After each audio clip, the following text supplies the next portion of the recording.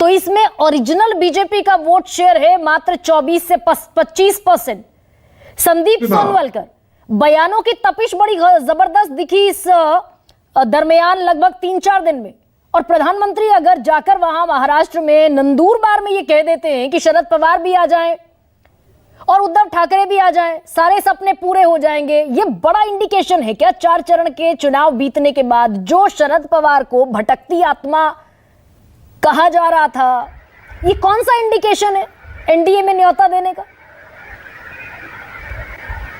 देखिए, ये तो साफ बता रहा है कि प्रधानमंत्री को भी इस बात का एहसास है कि महाराष्ट्र में इस बार निश्चित तौर पे जो आपने शब्द कहा कि वोट स्विंग होगा, अब किस तरफ होगा ये बहुत महत्वपूर्ण है, क्योंकि पिछली बार बीजेपी और शिवसेना एकजुट थी और उसके चलते सीधे सीधे 41 सीटों पर इनको विजय मिली थी। लेकिन इस बार खेमे बदल गए हैं, पार्टियां बदल गई हैं, कई गुट हो गए हैं, तो जाहिर तौर पर वोट बड़ी संख्या में स्विंग होगा।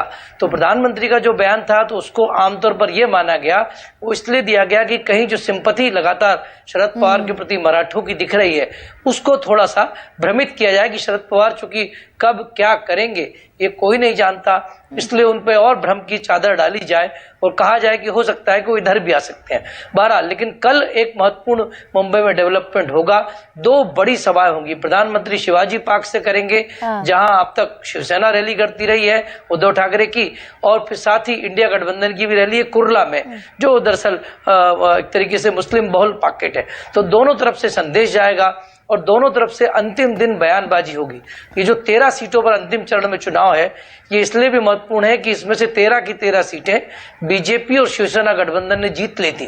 अब इनमें से बहुत सारी सीटें छिटकेंगी और शिवसेना को भी ताकत दिखानी है, क्योंकि मुंबई उसको बताना है कि उसकी है। उद्धव ठाकरे को यह बताना पड़ेगा कि मुंबई में उनकी ताकत बाकी है, वरना उन्हें आगे बहुत मुश्किल होगी। अच्छा संदीप, एक और बात ये बताइए कि ये जो मराठा आरक्षण के चलते नाराजगी है मराठाओं की, ये एकनाथ शिंदे से और अजीत पवार से ज्यादा इसलिए कि सरकार में रहते हुए भी आरक्षण नहीं दिला पाए, ये भी एक वजह है क्या? कि और वैसे भी जब मैराथन बैठकें सीट शेयरिंग को लेकर अमित शाह के साथ हो रही थी, तब अमित शाह इस बात को लेकर कन्विंस नहीं थे कि अजीत पवार या फिर एकनाथ शिंदे अपना कोर वोटर शिफ्ट करा पाएंगे इस तरफ। जी, एक बहुत बड़े संकट की बात है, इसलिए बीजेपी के तमाम नेता मुंबई में डेरा डाले हुए हैं और समझाने की कोशिश करें। लेकिन जहां तक मराठा वोट बैंक की बात है, तो वो जितना एकनाथ शिंदे और अजीत पवार से नाराज नहीं है, उससे ज्यादा वो उप मुख्यमंत्री देवेंद्र फडणवीस से नाराज है, क्योंकि एक बात गई कि वो ब्राह्मण है और उन्हीं, चूंकि वो गृह मंत्री भी हैं, तो उनके कहने पर लाठीचार्ज हुआ, और वो जो वीडियो है लाठीचार्ज का पूरे चुनाव के दौरान घूमता रहा, और उन्हीं का नाम लेकर जरांगे पाटिल ने यह भी कहा कि देवेंद्र फडणवीस को सबक सिखाने की जरूरत है, यानी उन्होंने बीजेपी के वोट बैंक पे हमला किया। हालांकि ये कहा जा रहा है कि जब से जरांगे पाटिल ने यह बयान दिया है, ओबीसी कंसोलिडेशन भी हुआ है, तो क्या जरांगे पाटिल ने जानबूझकर यह बयान दिया? तो तमाम प्रश्न उठ रहे हैं। लेकिन इतना जरूर है कि सामान्य मराठा जो वोटर है, जो पिछले चुनाव में बटा हुआ था और बहुत हद तक बीजेपी के पास भी आया था, लेकिन इस बार उसमें बड़ी सेंध जो है महागठबंधन ने लगाई है। बाकी वोट बैंक पर कितना वो लोग गठबंधन में लगा पाते हैं, ये बहुत महत्वपूर्ण होगा।